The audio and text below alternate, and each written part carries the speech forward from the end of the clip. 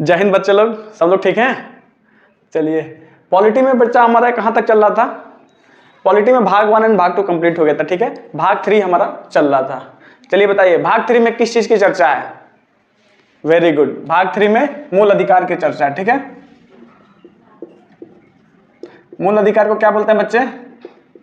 Fundamental right,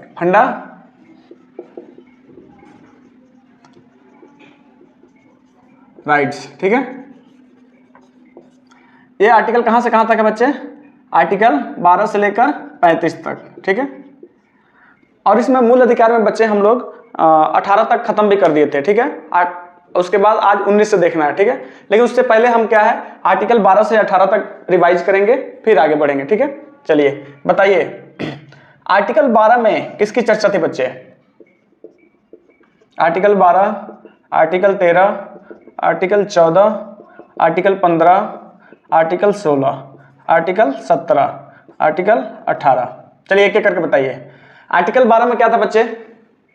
बहुत बढ़िया, article 12 में मूल अधिकार की परिभाषा थी, मूल अधिकार की डिफिनीशन, ठीक है। आर्टिकल 13 में क्या था बच्चे लोग बताइए? बहुत बढ़िया, अल्पीकरण। अल्पीकरण का मतलब बच्चे, अल्पीकरण का मतलब क्या था? क्या बताया था आपको, बताइए। देखिए, अल्पीकरण का मतलब बच्चे ये होता है कि जैसे हर आदमी के पास अपना मौलिक अधिकार है, मूल अधिकार संविधान ने दे रखा है, लेकिन हमारे मूल अधिकार तभी तक सुरक्षित हैं जब तक हमारे अधिकार से किसी दूसरे के अधिकार प्रभावित नहीं होते हैं, ठीक है। यदि मेरे अधिकार से किसी दूसरे को दिक्कत होने लगी तो मेरे मूल अधिकार को सस्पेंड किया जा सकता है, ये बताया था हमने, ठीक है। या इसी तरह कानून भी, ऐसा कोई कानून नहीं बनेगा जो हमारे मूल अधिकार को प्रभावित कर रहा हो, ठीक है। तो वो होता है अल्पीकरण। आर्टिकल 14 क्या है बच्चे बताइए? आर्टिकल 14 विधि के समक्ष समानता, विधि के समक्ष समानता, ठीक है। विधि के समक्ष समानता मतलब कानून के सामने हम सभी समान हैं, ठीक है। कानून के सामने हम सभी समान हैं, ठीक है। और समझ में आया? मतलब कानून सभी के लिए इक्वल है, कानून के नजरों में हम सब, कोई वीआईपी नहीं है, कोई नीचे वर्ग का नहीं है, कोई आम आदमी नहीं है, सब लोग इक्वल हैं, ठीक है बच्चे। आर्टिकल 15 क्या बोलता है बच्चे बताइए? आर्टिकल 15 क्या बोलता है कि जाति, धर्म, लिंग, जन्म स्थान, आर्टिकल 15 ये बोलता है जाति के आधार पर, धर्म के आधार पर, लिंग के आधार पर, आपके जन्म स्थान के आधार पर किसी भी सार्वजनिक जगह पर आपसे भेदभाव नहीं किया जाएगा। समझ में आया? लिंग मतलब क्या है? स्त्री या पुरुष, मतलब आपसे इस आधार पर भेदभाव बिल्कुल भी नहीं किया जाएगा कि आप स्त्री हैं या पुरुष हैं। मतलब इन सभी के आधार पर आपसे क्या है, सार्वजनिक जगह पर भेदभाव नहीं किया जाएगा, ठीक है। पिछले क्लास में इसको विस्तार से बताया था, सार्वजनिक स्थान पर भेदभाव नहीं होगा, ठीक है। भेदभाव नहीं किया जा सकता है, ठीक है। आर्टिकल 15 ये बोलता है, ठीक है। आर्टिकल 16 बच्चे क्या बोलता है बताइए? लोक नियोजन। लोक नियोजन, लोक नियोजन का मतलब बच्चे क्या होता है? सरकारी नौकरी में समानता, सरकारी नौकरी में समानता। अर्थात क्या है बच्चे? मतलब नौकरी में भी आपके साथ भेदभाव नहीं किया जाता, सबको नौकरी मिलेगी, ठीक है। ऐसा नहीं है कि हिंदू, मुस्लिम, सिख, ईसाई, जैन हैं तो ऐसा कुछ नहीं है। आप यदि जो भी एग्जाम दे रहे हैं उसके लिए एलिजिबल हैं, आप उसके क्राइटेरिया को पूरा कर रहे हैं, उसके शर्तों को पूरा कर रहे हैं, तो आपको नौकरी करने का अधिकार मिलेगा। आपको नौकरी में समानता मतलब सबके लिए नौकरी की समानता है, ठीक है। लेकिन इसमें क्या है बच्चे? पिछड़े वर्ग के लोग, जो लोग हैं, SC ST हैं, आर्थिक वर्ग से जो कमजोर लोग हैं, उनको क्या है, इसमें आरक्षण की बात कही गई है कि उनको आरक्षण दिया जाएगा। समझ में आए बच्चे? तो इसको क्या बोलते हैं? लोक नियोजन। लोक नियोजन की चर्चा किसमें बच्चे? आर्टिकल 16 में, ठीक है। आर्टिकल 17 क्या बोलता है? अस्पृश्यता। अस्पृश्यता, अस्पृश्यता में क्या बताया था बच्चे? इसका क्या मतलब होता है? छुआछूत का अंत, छुआछूत का अंत, ठीक है। देखिए, हमारे समाज में बहुत सी कुरीतियां विद्यमान थी, ठीक है। जिससे आप पहले से भी पढ़ते आ रहे हैं, सती प्रथा था। उस टाइम पे क्या था कि यदि आपका पति मर जाए तो स्त्री को भी उसके साथ मरना पड़ता था, उसको भी उसके साथ जला दिया जाता था। तो ये भी एक प्रकार की कुरीति थी। और क्या था बच्चे? छुआछूत, जैसे ये उच्च जाति के हैं, निम्न जाति के हैं, तो क्या है, आमने सामने आने से भी लोग बचते थे, ठीक है। तो आर्टिकल 17 ने क्या किया? छुआछूत का अंत कर दिया है, ठीक है। आर्टिकल 17 ने क्या किया, छुआछूत का अंत कर दिया। ठीक है, वेरी गुड क्वेश्चन। देखिए ये लड़का क्या पूछ रहा है कि सर कोरोना के दौरान भी हम छुआछूत से बचेंगे तो सजा हो सकती है क्या? बिल्कुल नहीं होगी। कोरोना वाले को तो आप दूर भगाइए, बिल्कुल कोरोना वाले को दूर भगाइए। देखिए क्या होता है, आर्टिकल 13 क्या बोलता है? आर्टिकल 13 ये बोलता है कि आपका मूल अधिकार तो है, लेकिन आपके मूल अधिकार से किसी दूसरे के मौलिक अधिकार को हनन हो रहा है, उसका मौलिक अधिकार प्रभावित हो रहा है, तो आपके मूल अधिकार को सस्पेंड किया जा सकता है। ठीक है, ये आर्टिकल 13 बोलता है। अभी कोई कोरोना पीड़ित आपके पास आ रहा है तो जाहिर सी बात है वो आ तो सकता है, लेकिन उसके आने से क्या है, आप बीमारी से ग्रस्त हो सकते हैं, आप बीमारी से प्रभावित हो सकते हैं, तो उसके मौलिक अधिकार को सस्पेंड किया जा सकता है। मतलब बीमारी के केस में क्या है, छुआछूत बरती जा सकती है। ठीक है, बहुत बढ़िया क्वेश्चन, गुड। आर्टिकल 18 क्या बोलता है बच्चे बताइए? उपाधियों का अंत। उपाधि का अंत। उपाधि का अंत से क्या समझते हैं बच्चे बताइए? उस दिन लास्ट क्लास में बताया भी था आपको। उपाधि का अंत से बच्चे ये मतलब है कि आज के डेट में आप देवादिदेव महादेव अपने नाम के आगे नहीं जोड़ सकते हैं। मतलब सम्राटों का सम्राट विकास है, बाहुबलियों को बलि, इस टाइप की उपाधि आप अपने आगे नहीं जोड़ सकते हैं। ठीक है, लेकिन इसमें क्या संविधान वालों ने कुछ क्षेत्रों में छूट दे रखी है, जैसे एजुकेशन के क्षेत्र में छूट दे रखी है, डिफेंस के क्षेत्र में छूट दे रखी है। यदि डिफेंस में आप साहब बन गए, अफसर बन गए, तो वहां पे यदि आप लेफ्टिनेंट बनते हैं तो आप अपने नाम के आगे लेफ्टिनेंट जोड़ सकते हैं। ठीक है, आपको यदि भारत रत्न मिल जाता है तो आप अपने नाम के आगे Bharat Ratna so and so लगा सकते हैं। ठीक है, अपने नाम के आगे भारत रत्न जोड़ सकते हैं। ठीक है, तो 19 से देखिए समता या समानता का अधिकार कहां से कहां तक था बच्चे? 14 से लेके 18 तक। ठीक है, अभी हम स्वतंत्रता का अधिकार देखेंगे। स्वतंत्रता का अधिकार ये कहां से कहां तक है बच्चे? ये आर्टिकल 19 से लेकर 22 तक। 19 से लेकर 22 तक। आर्टिकल 19 से 22 तक में क्या है, स्वतंत्रता के बारे में बात की गई है। समझ में आया? तो हम देखते हैं आर्टिकल 19। आर्टिकल 19 में बच्चे 7 तरह की स्वतंत्रता की बात की गई है, 7 तरह के अधिकारों की बात की गई है। ठीक है, लेकिन अभी क्या है, हमारे 6 ही रह गए हैं, एक अधिकार को हटा दिया गया है। कौन सा अधिकार को बच्चे हटाया गया बताइए? संपत्ति के अधिकार को। बहुत बढ़िया। संपत्ति का अधिकार पहले मौलिक अधिकार हुआ करता था, लेकिन संविधान में 44वां संशोधन किया गया। कब किया गया बच्चे? 1978 ईस्वी में, और इसको मूल अधिकार से हटाकर कानूनी अधिकार बना दिया गया। समझ में आया? चलिए, तो आर्टिकल 19 में कितने तरह की स्वतंत्रता की बात की गई बच्चे? 7 तरीके की। पहला कौन सा बच्चे बताइए? एनीवन? पहला कौन सा बच्चे? अभिव्यक्ति की स्वतंत्रता। अभिव्यक्ति की स्वतंत्रता। बहुत बढ़िया।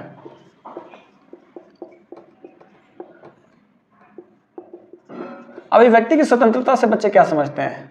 देखिए, आपको बोलने की जो आजादी है ना बच्चे, ये क्या है? अभिव्यक्ति की स्वतंत्रता के तहत ही है। ठीक है, आपने देखा होगा कि आप पुतला जला देते हैं किसी का, किसी राजनेता का पुतला जला दिया, या समाज में कोई विरोध, मतलब समाज विरोधी किसी ने कार्य किया तो उसके पुतले जला देते हैं, तो भी क्या हो गया बच्चे?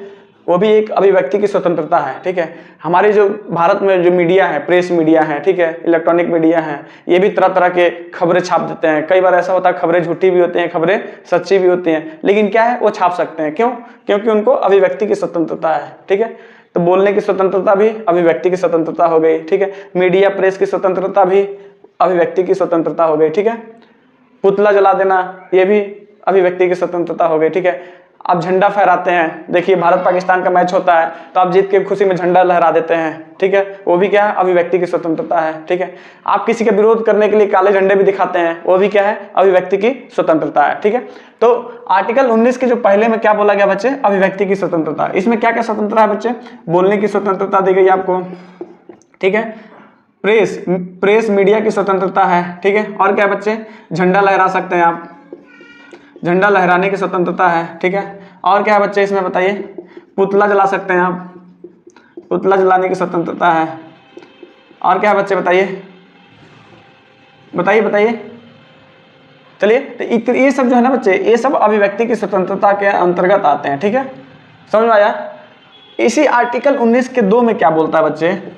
आर्टिकल 2 में क्या बोलता है बच्चे? अब सभा करने का अधिकार दिया गया है, सभा करने की स्वतंत्रता, सभा करने की अधिकार।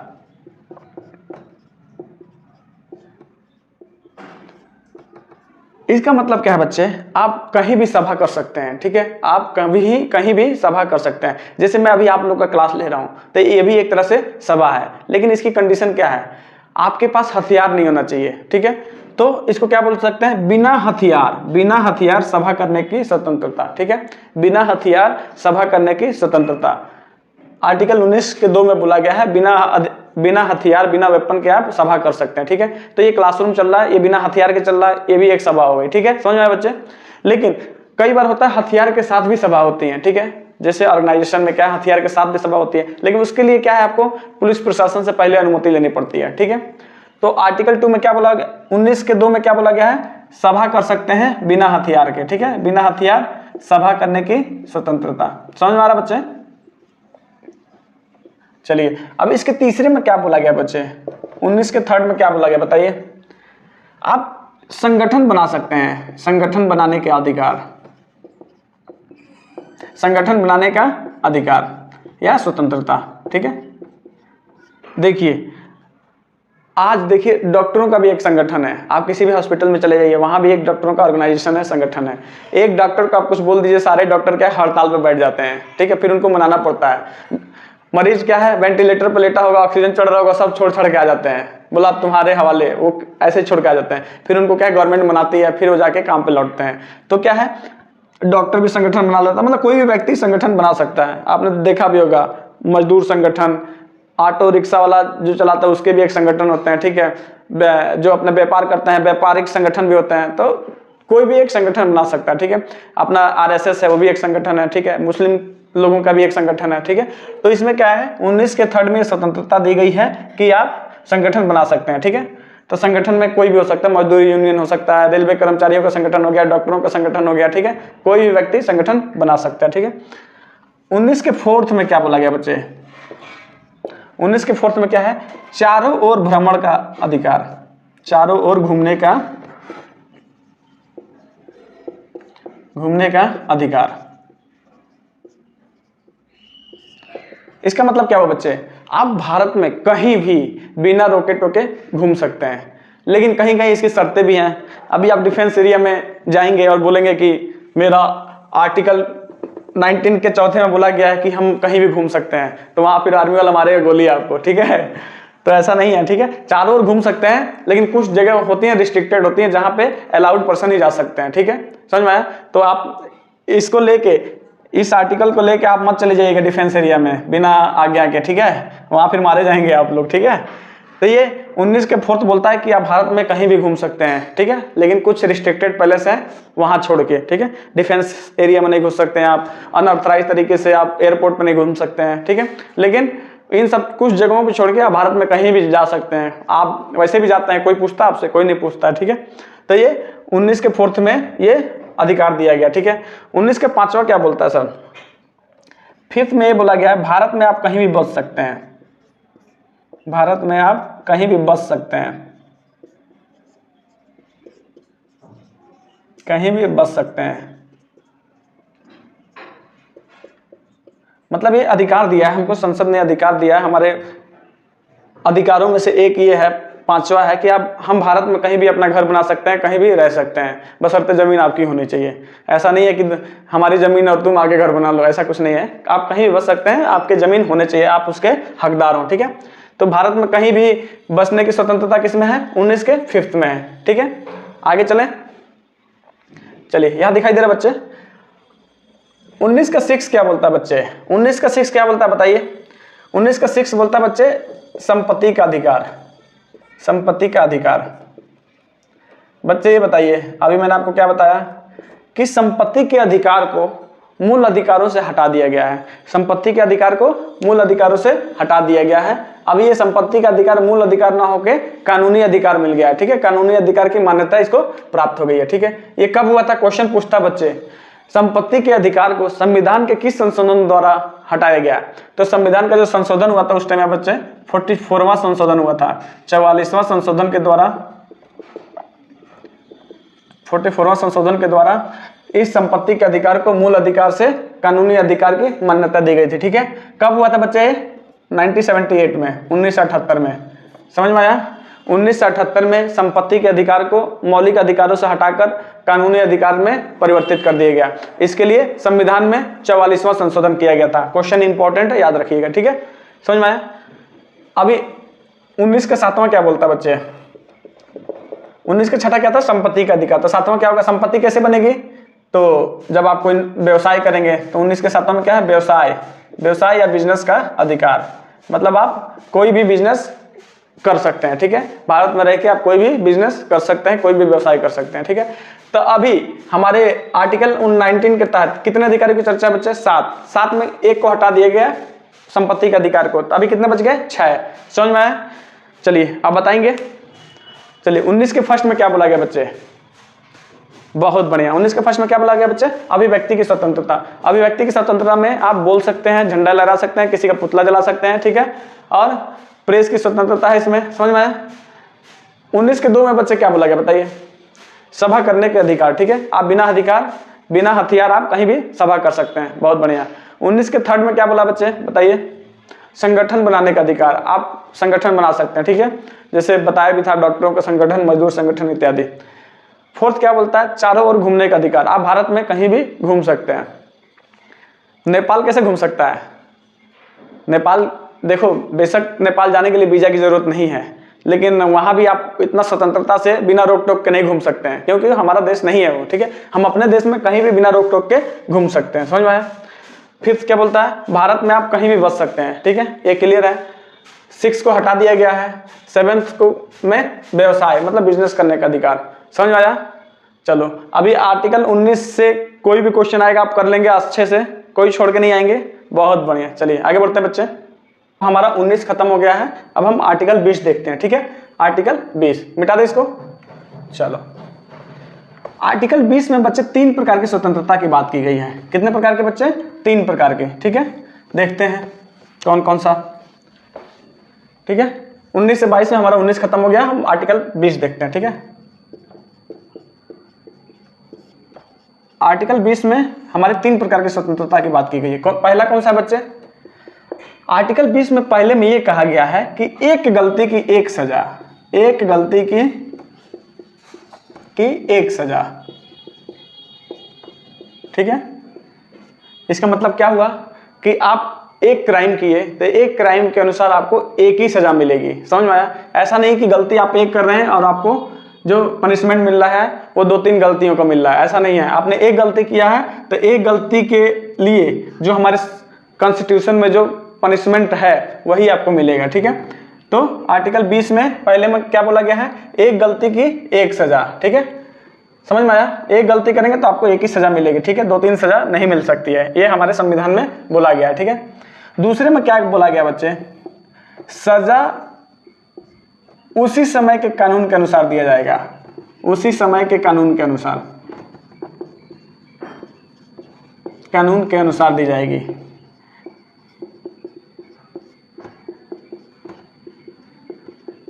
समझ में आया। सजा उसी समय के कानून के अनुसार दी जाएगी, मतलब समझ में आया। मान के चलिए कि मैं 2010 में मैंने क्राइम किया है, ठीक है, और अपने आजकल न्याय व्यवस्था आपको पता ही है कि भारत की जनसंख्या इतनी है कि आपने गलती आज से 10-20 साल पहले किया है, लेकिन आपको न्यायिक प्रक्रिया तक आने में कम से कम 10 साल 15 साल लग जाते हैं। तो मान के चलिए कि आपने 2010 में कोई क्राइम किया है, ठीक है, 2010 में, और ये चल रहा है 2022, ठीक है, और 2022 में आपकी केस की सुनवाई हो रही है, ठीक है।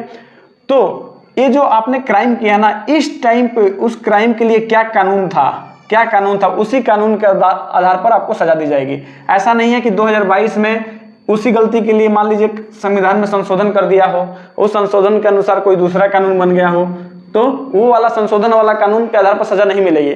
2010 में क्या कानून था, 2010 में क्या कानून था, उस कानून के आधार पर आपको सजा मिलेगी, ठीक है। तो 2 में यही बोला गया, सजा उस समय के कानून के आधार पर आपको सजा दी जाएगी, ठीक है, ना ही पहले और ना ही बाद। मतलब 2000 बाद के पहले वाले कानून से भी नहीं दी जा सकती है और 2010 के बाद वाले कानून से भी नहीं दी जा सकती है।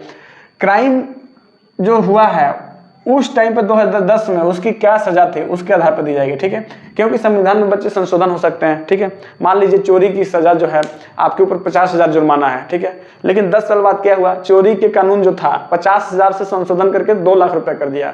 तो अभी क्या हमको 2022 में 2 लाख देना पड़ेगा? नहीं। क्यों? क्योंकि 2010 में इसकी सजा कितनी थी, 50,000 रुपये थी, तो हमको कितना पे करना पड़ेगा आज के डेट में भी? 50,000। तो 2 में यही बोला गया है कि जब आप गलती कर रहे हैं उसी टाइम पे जो कानून था उसी कानून के अनुसार आपको सजा मिलेगी, ठीक है, समझ में आया। 20 के 3 में क्या बोला गया बच्चे? 20 के 3 में क्या बोला गया बताइए? सजा के बाद भी ना बच्चे, सजा के बाद भी कैदी को संरक्षण, इसका नाम से स्पष्ट है कि सजा के बाद कैदी, कैदी मतलब उसको पनिशमेंट मिल चुका है, ठीक है, उसको सजा सुनाई जा चुकी है, लेकिन उसके बाद भी उसको संरक्षण मिल रहा है। मतलब कुछ कैदी ऐसे होते हैं बच्चे जो बहुत ही हाई प्रोफाइल होते हैं, हाई प्रोफाइल मतलब यदि उनकी जान के दुश्मन बहुत लोग होते हैं, जेल में भी जो दूसरे चोर डकैत जो पहले से बंद है वो भी उनकी जान को मार सकते हैं, या तो जो हाई प्रोफाइल लोग होते हैं, जो हाई प्रोफाइल बदमाश होते हैं, ठीक है, इनको क्या है जेल के अंदर भी संरक्षण दिया जाता है, क्योंकि इनकी जान के खतरा से बाहर अशांति फैल सकती है। समझ में आया? बाहर अशांति फैल सकती है। मान के चलिए कि हमारा कोई बड़ा लीडर है जिसकी फैन फॉलोइंग बहुत है, ठीक है, तो उसको किसी क्राइम में सजा मिल गई और उसकी जान को अंदर खतरा हो गया, किसी ने उसको मार दिया, तो उसके जो सपोर्टर है बाहर विद्रोह कर सकते हैं। तो इसमें क्या है, जब सजा सुनाई जाती है ना, तो जो हाई प्रोफाइल लोग होते हैं उनको सजा के बाद भी उनको क्या है संरक्षण दिया जाता है, कानूनी संरक्षण दिया जाता है। इनके इर्द गिर्द 2-4 पुलिस कांस्टेबल तैनात कर दिया जाता है कि इनकी जान को खतरा ना हो। समझ में आया? तो आर्टिकल 20 में कितनी तरह की बातें की गई हैं? 3 तरह की। एक गलती एक सजा, सजा उस समय के कानून के आधार पर दी जाएगी जब उसने क्राइम किया हो, और सजा के बाद कैदी को संरक्षण। समझ में आया? आर्टिकल 20 के अनुसार ही बच्चे, आर्टिकल 20 के अनुसार संविधान ये बोलता है कि हम तब तक किसी व्यक्ति को अपराधी नहीं बोलते जब तक उसको न्यायालय सजा नहीं सुना देती, न्यायालय उसको दोषी करार नहीं दे देती, ठीक है। मतलब हम तब तक किसी को अपराधी नहीं बोलेंगे जब तक न्यायालय ने उसको दोषी करार नहीं दिया। मान के चलिए कि मुझे चोरी की केस में मेरे ऊपर चोरी की FIR दर्ज हुई है, ठीक है, तो मीडिया वाले तुरंत क्या करेंगे, ये चोर है, ये है, तुरंत मेरे ऊपर एलिगेशन लगा देंगे। लेकिन ऐसा नहीं कर सकते आप, जब तक मुझे न्यायालय ने दोषी नहीं दे दिया, दोषी करार नहीं दे दिया कि हाँ इन्होंने ही चोरी की है, तब तक मैं चोरी का आरोपी सिद्ध नहीं हो सकता, ठीक है। तो आर्टिकल 20 के अनुसार क्या है बच्चे कि जब तक आप दोषी करार नहीं दिए जाते हैं, जब दोषी करार नहीं होते हैं न्यायालय के द्वारा, तब तक आप अपराधी नहीं कहे जाएंगे। समझ में आए बच्चे? चलो, हमारा 19 से 22 भी कंप्लीट हो गया, ठीक है। आप घर जाके जस्ट एक बार रिवाइज करिए। देखिए, रिवाइज करने से याद नहीं होता, आप अपने गली मोहल्ले में किसी बकलोल को पकड़िए, अपने यार दोस्तों को पकड़िए, उसको आज जो पढ़ रहे हैं उसको पढ़ा दीजिए और ये आपको जीवन भर याद हो जाएगा, ठीक है। समझ में आया? चलिए, वेरी गुड, टाइम हो गया, चलिए ठीक है, आगे क्लास हम कल करेंगे। जय हिंद।